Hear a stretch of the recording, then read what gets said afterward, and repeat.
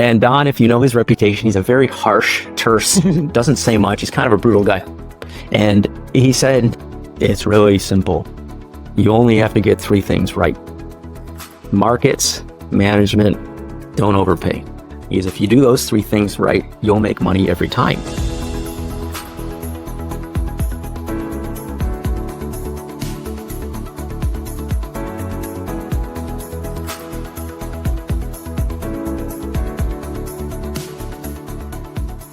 Some of you might be looking for funding. What he's looking for in founders might be of interest to some people in this room. So then, there's also people in the room that got a lot of value through this ACTAI global network, especially, this kind of story Canva. So we'll kind of touch on that. So when you say Bill, this is how most people know Bill, right? It's like before the back injury. Yeah, yes. He's like this badass kiter, First check in Zoom, okay? Seeded Canva at a 3 million cap. I've always been thinking it was higher, but then you corrected me. Average, yeah. Average. The round was 8, but I helped put it together, so my average is probably 3 million value, something like that. Okay, Canva's maybe worth, what, 47? Something, 40 billion. 40 billion, probably, who's counting, whatever. Seeded Dapper Labs, seeded now 23 publicly traded companies.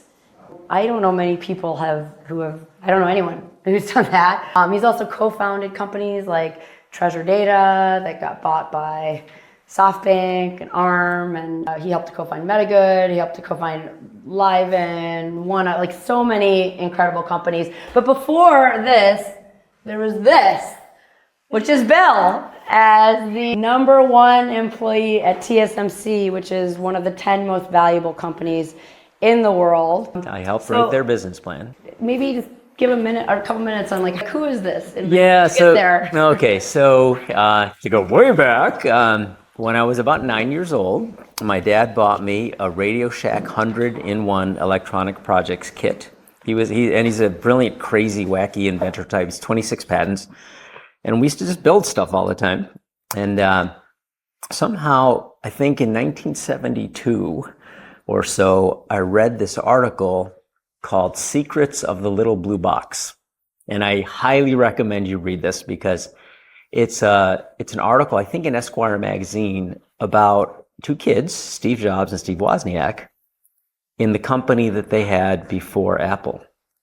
And in that era, the telephone networks had just gotten kind of digitized, and there was a carrier frequency that allowed the different computer systems to communicate at 2600 hertz. And there's so many wacky coincidences around this. So, for example, they're in the Captain Crunch cereal box. They used to give plastic toys. One year, there was a blue whistle. If you blew that whistle into the payphone at the right time on an 800 number call, you could take over the switching system and make free phone calls at a time when long distance calls were like $1 to $3 a minute. And the guy that did that, he's a friend. His name's John Draper. He lives in Las Vegas now. Some of you guys are there. He has the code name Captain Crunch. And so this, along with a bunch of other people, there was this wave of people that would create 2600 hertz frequency synthesizers. And that was the first product that Steve Wozniak built. And they were selling those until they got arrested.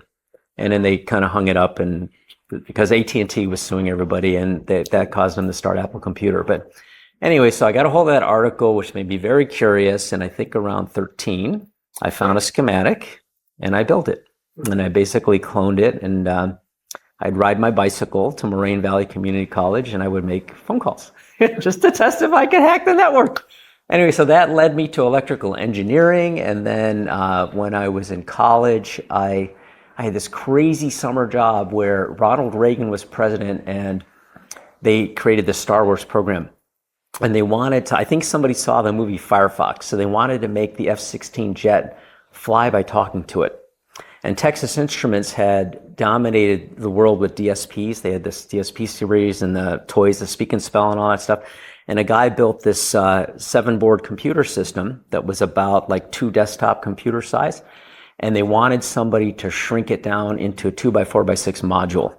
And I got that job. I was a sophomore in college, and I found a couple startups in Silicon Valley. One was this one. And I just thought it was the fucking greatest technology in the world, because you could literally, for a bunch of you take these things and shrink them down to something the size of your hand. And so I used that technology to architect a 5-chip system. I took the whole thing and shrank it down, but I joined the company. And so that was run by the CEO of Fairchild. And as I mentioned the other day, some of the other guys with me, Jensen Huang, people that became the CEOs of Altera and Xilinx and created Broadcom, not the founder, not the two Henrys, but the guy that turned it into a business from a consulting business. They all worked with me. And so it was like a little hotbed, but I left there. Jensen went to start NVIDIA, and I went to Taiwan to help write this plan. I had no idea that it would be $1 trillion market cap company. Somebody's looking crazy. But that's those two. Yeah. Okay. Yeah, that was a thing in our company for some reason. Bill O'Meara, the VP. Yeah, at the time. That would have been like 1984, I think. And then this one's just interesting because, I mean, you've moved from heavy CapEx, right? Chips. Yeah, so to now, I mean, you've been on the CNBC Disruptor 50, like many of the companies you've invested in, these are just 3 from 22. Yeah, I started off in chips, and I knew that industry so well that I think for the first, I went into venture around 1991. This is year 34 for me, so it's been a long time. But I started funding a bunch of chip companies, and then I started to move up the stack a bit, and then I started to fund router and switch and communications equipment companies in the early 90s. And then this internet thing happened, and I started an ISP in, I think, 1994, and it became data centers in 10 countries by year 2000. And then Goldman, Solomon, and Morgan took it public. So 25 years ago, I retired for the first time. And I had been a windsurfer, and I started a kite, and then I became sponsored as an athlete, and then Web 2.0 started, and I could tell that there was going to be another wave. So I went back into venture, and then I started doing a bunch of more, the whole capital model changed, because I was saying yesterday that chip industry, it wasn't uncommon for me to have to circle up $500 million or so and get these companies to kind of $5 million to $7 million a month burn rates, keep them alive for 5 to 7 years before we would ship a product. And it was hard. And it was taught me to be very patient. But after the world internet infrastructure got built out, including mine, which covered 10 countries, I had all these companies building stuff on there, and it was crazy because I was starting to see things like, the Mark Zuckerberg starting stuff in dorm rooms, and I was like, there's going to be a wave. And so I came back into the business, and I started seeding in a very different way, and not having to do a 100 million, expecting a $500 million. I thought, I can fund these myself. And so I started seeding kind of web companies around. It took me a while to get that, but. And then I love this article. This is from 2019. It says, this we talk a little bit about this, and if anyone can, this is Melanie Perkins here. Yeah, this was, so along with the kiteboarding, I started to gather up groups of entrepreneurs because I was working with a bunch of old dudes, mostly in infrastructure, and the whole world had changed. And my windsurfing world had changed to all these kids, like Jesse Richmond kiting, and it used to be these old windsurfers like Robbie Nash, who's obviously very good too. But those two waves kind of coincided.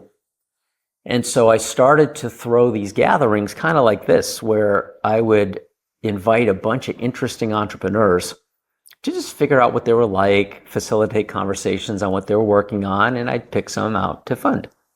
And this particular trip was crazy because I say 30 billion, but the market value off that trip was $200 billion, which I can't even believe. But it was that was a year that both Canva and Zoom started. We'd started the fundraise for the seed of Canva a month before on Maui, and we happened to have a trip to Necker Island, so we had Melanie pitch. Zoom was a year old, and This is a fun article if you guys look it up, but we had never really tried Zoom in a hostile environment. And having run networks before, I knew that, like Australia to the USA was 100 milliseconds, long, and it was kind of the edge of what you could do with video. I get to Necker, and I take a sniffer at something to test bandwidth and all that. 400 milliseconds to California. I was like, oh shit. And we had lined up presentations to Richard from London, New York, Mountain View, Tokyo, San Jose, just like all over the world. I was like, shit, none of this is going to work. And so we ended up renting a microwave link to Virgin Gorda to cut like, I think 3 router hops off or whatever, but we shortened it to like 150. And we went and did this thing. But on that trip were, Melanie that formed Canva. We would launch Zoom for the first real use. Color Genomics. Othman Laraki was on that trip presenting a company. The Treasure Data guys, I found these 2 engineers from Japan that didn't speak English, and I started a company around them that we ended up selling for $700 million called Treasure Data. God, I can't remember all that, but there are all these things just blossomed out of this one many trips, because, like Ring Doorbell and all these other things were part of our community too, but this one just kind of like, it was just a magical trip. So it's a fun read because it's just about what happens on our trips in these places. And then you put these in the WhatsApp. I know everyone's been surfing and running around. Maybe you want to tell a little bit the story. Yeah, is Chris still here? Canva Chris? and... Yeah, so I want to weave Chris into this too, because actually in Silicon, a friend, Terrence left. Terrence used to be with Silicon Valley Bank. He's not the guy that called me, but there was a guy from Silicon Valley Bank that married an Australian woman who was from Perth. He moves to Australia. He's there for a number of years, and he like misses the Valley. He decides he wants to throw like a little tech conference there, and he needs a venture capitalist to come talk about commercialization. And he was on the commercialization advisory board for Curtin University in Perth, Australia.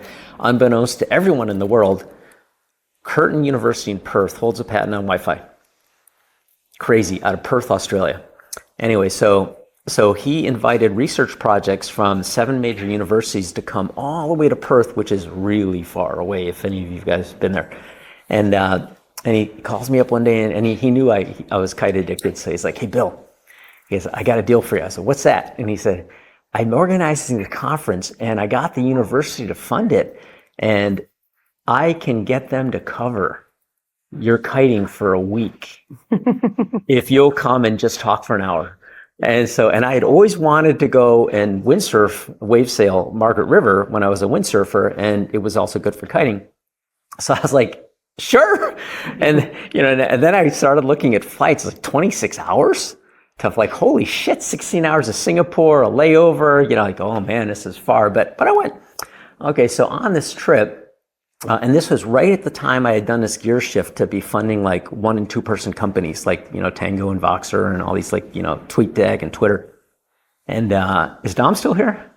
Dom's not here. Yeah, he was here. He is here.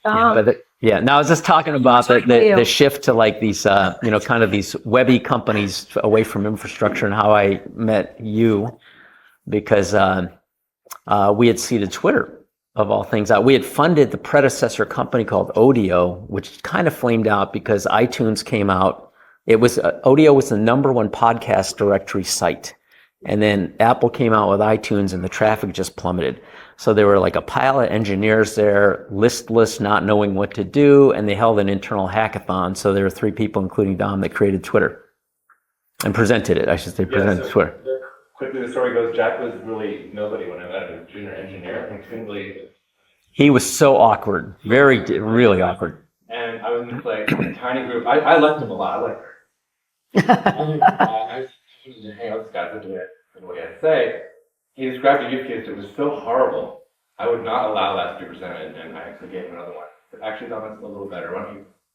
So I'm responsible for the chaos of Twitter.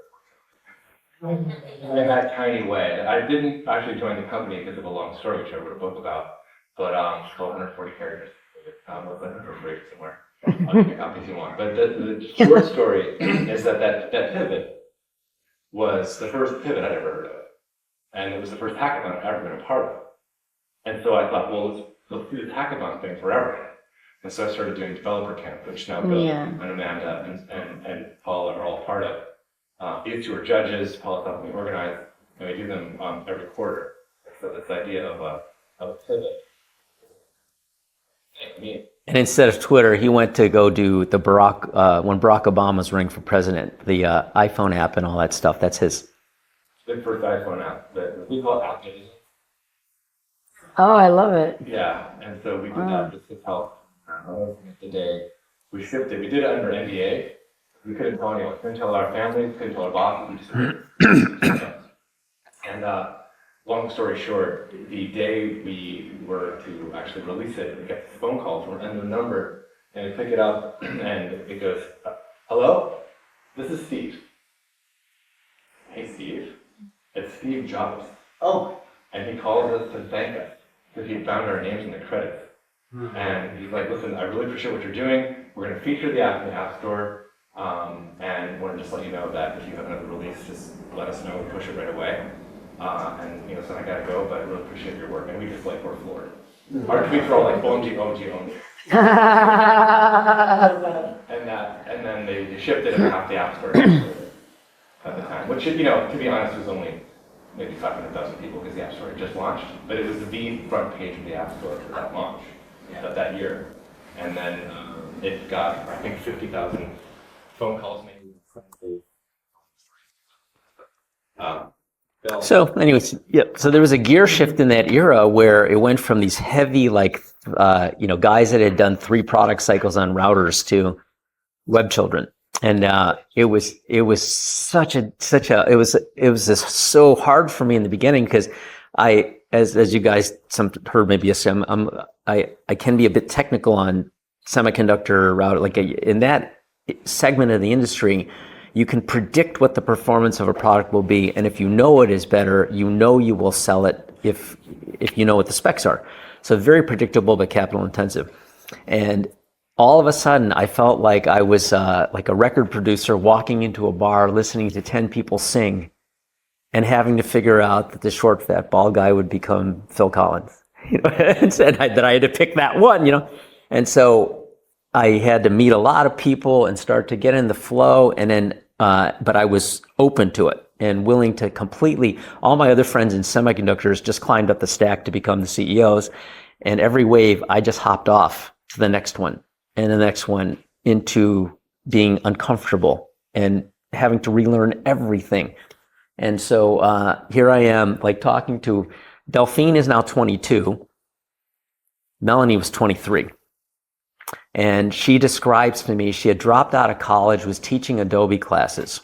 And there's a whole nother side story, which in 1986, I did one little consulting gig for a company that made photo typesetters. They had 500 million cash and they saw digital coming, and I made a couple recommendations. The number one thing I told them, you should buy this startup in the Valley. You can get it for about $40 million. It's called Adobe. And they passed. And so over decades, I saw Adobe grow to, at the time, 30 billion in market cap. And I was a customer paying $900 for a cardboard box with a CD-ROM that I wasn't sure would run on my computer or not, and just like all kinds of problems. And I was like, and I was funding cloud mobile at that time. And when she told me what she wanted, I was like, absolutely. This is cool. This Adobe is not going to exist at some point. Can you build this? And she says, oh, no, I'm not technical. I said, well, if you can find somebody who can build what you described, I might back you. And so it took almost 3 years for me to leverage our network to find, through Lars Rasmussen, who would be taught to kite, Cameron Adams, bolt them together. And then we had her present on a kite trip in Maui.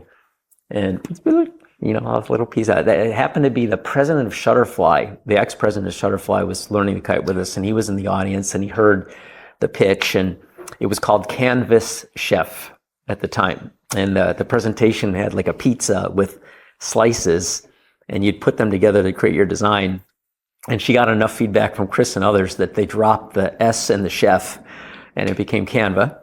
And the marketplace idea came from Johnsini. And after the presentation, Dave walks up to me and said, after break, he said, "Hey, I kind of like that Canvas chef thing. Can I invest in it?"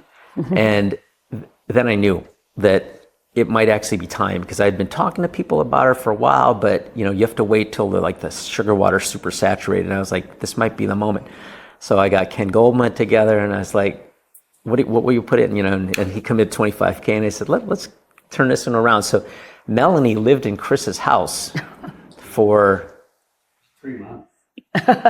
Yeah, this round. Stayed for a week. Came for a week, stayed for 3 months. Yeah, but that, then we basically put that round together, and but it's Canva now. It's like crazy. But that's how these things start.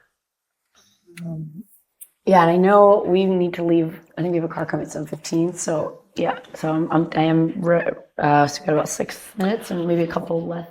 Yeah, so the nonprofit. This is a nonprofit that has come out. So we started to throw these kite trips around 2003, and then they kind of turned into something around 2006. They used to be windsurfing trips before, and then over time, I love this quote there. So the kiteboarding group started to grow, and it went from Maui. We started doing things at Cabarete. Richard Branson started a kite, and then we started to do two kite trips a year with them off of his island. And then those started to grow. Oh, and then Melanie, I threw a start. I was having so much fun in Perth that year. I said, I'm going to come back and throw a startup competition, because there's these coders everywhere. And so I said, I'm going to bring back a bunch of my friends from Maui, and we're going to throw a contest, and whoever wins, I'll give you a year of free hosting. And so we threw a contest. Melanie entered that first year. She didn't place in the top 10 out of 120. So she didn't pitch in the end, but that turned into something called the Extreme Tech Challenge, which is not in here, but it became this worldwide startup competition. It's now a separate nonprofit that has partnered with the UN. They throw contests with the World Food Forum around the SDGs, around many different subject matters. And so that kind of came off of that. And then the kite trips on Necker started to become, we used to throw the contests at the end of those trips. And then, that Bitcoin thing you saw, I helped launch a digital currency in 2003. So 6 years before Bitcoin, I was Alan Greenspan Gollum in Second Life, and we had the Linden dollar. So I was very tuned already to digital currency. So by 2010, when I saw the architecture of Bitcoin, I was like, this is it. And then if you guys know Bitfury, I ended up paying for that ASIC. We were more than 50% of the world mining hash power, 2013, 14, 800,000 Bitcoins we mined. But and then that became Hut 8 and Cypher Mining. There's still Bitfury and a bunch of other Crystal software. There's like 5 companies out of that now that we'll see how they do. But I threw this blockchain summit. Mt. Gox got hacked, and the industry started to get kind of sleazy. So I wanted to try to turn the ship. So I talked to Richard about starting something called the Necker Blockchain Summit. And in 2015 or 2016, I had the chairman of the CFTC, the SEC, people from the Department of Justice, Interpol, Katie Hahn, and I wanted to help create applications for social good, because I knew that the blockchain could do a lot more than just handle value, things. There was an economist that I brought there named Hernando de Soto, who had set up the land titling systems and the economies, therefore, in 13 countries. And I set about to basically automate his brain, because he had done all these things. So I wanted to turn that into a software program so that any country could put this stuff on the blockchain. I was way too early. I'm always way too early. Like I was telling the people that know me, I have to be very patient. I've learned to be really patient, because things that I think of, I literally have to put in a drawer for 7 or 8 years, and then take them out, and then it's time. And anyway, so he's the one that had this thing. So he comes to this thing I'm throwing on Necker, and I'm emceeing this thing, and all of a sudden he's, stop. Like, what? And he wants to talk. I give him the mic, and he said, I just have to say something. And I said, what's that, Hernando? And he says, this reminds me of a quote from Aristotle. Okay. I was like, okay. And he says, and this is what he said. And this one was illogical to me because it's like two levels at the same thing. I was like, well, how can it be that your potential is greater than what it is? But he said is what's happening here, which is what's happening here.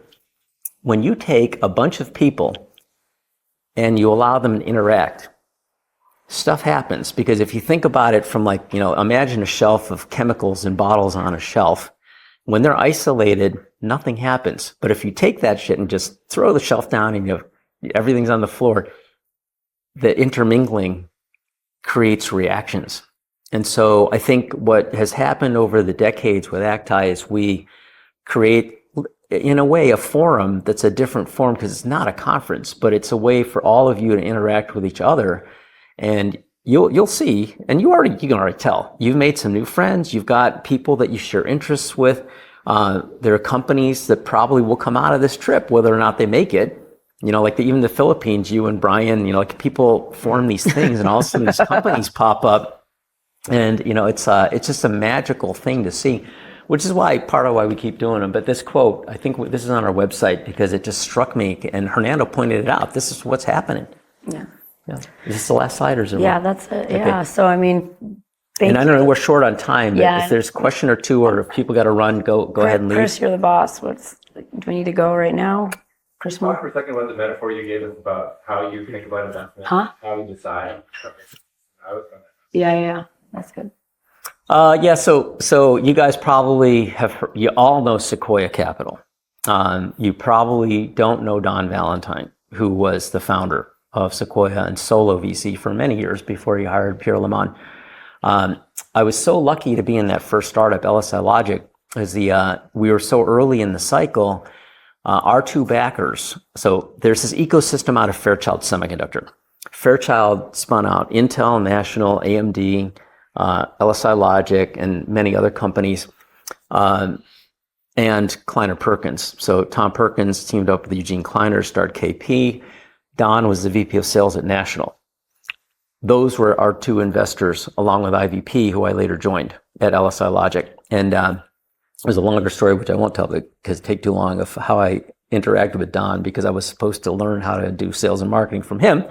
But when I went into the venture business, I started to tag along with him. And this is fun, too, for Sequoia, which tells you something. It was like a tiny fund.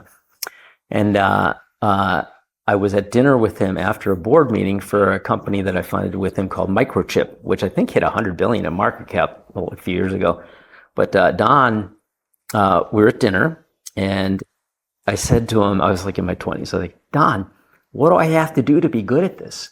And Don, if you know his reputation, he's a very harsh, terse, doesn't say much. He's kind of a brutal guy. And he said, it's really simple. You only have to get three things right. Markets, management, don't overpay. Because if you do those three things right, you'll make money every time.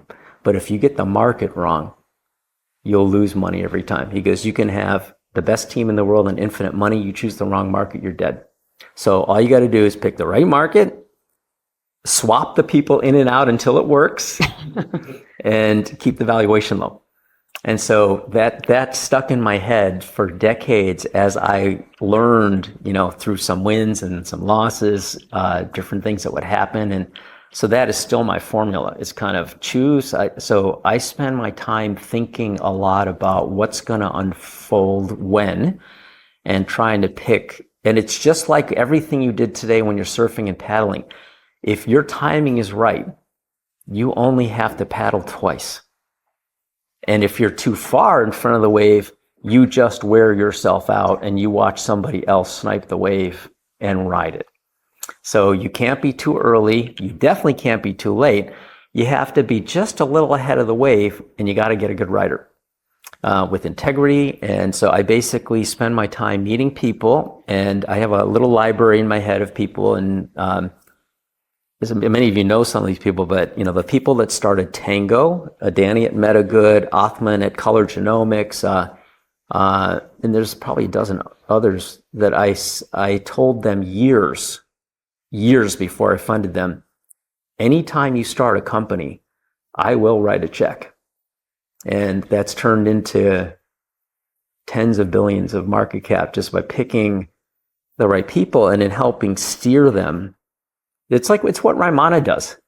You take a rider and you know the waves, you see the waves coming, and it's like, how do you get that person in the right place with the right equipment, which is team, and then just enough capital. And if you do it right, you don't need much capital, because and I always tell the companies that I work with really closely, if they'll listen to me, they tend to get profitable on very little capital. So like, a Canva and a Zoom, they both got profitable on like $30 or $40 million, which may or may not sound like a lot to you guys, but in the context of all venture things, it's very small.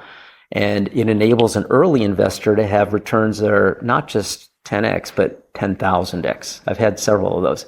So if you can keep it really tight and then end up in giant markets that become really big, you don't have to do very many, and you don't have to work very hard either. Like if Raimana doesn't actually work hard, this is all fun for you, right?